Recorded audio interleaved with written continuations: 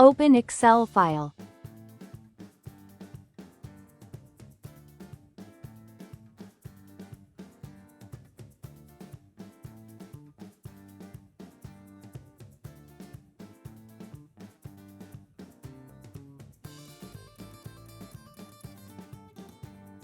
Try to save file.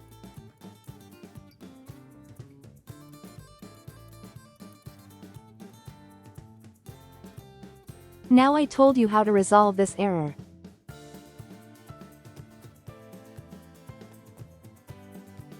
Click on File. Go to Option. Click on Trust Center. Click on Trust Center setting. Go to File Block Setting. Uncheck these two options.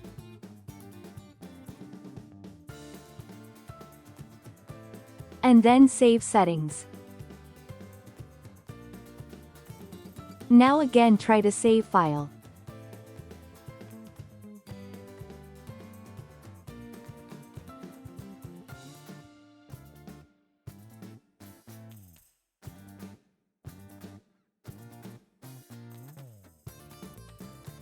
Thanks for watching the video. Don't forget to like and subscribe my channel.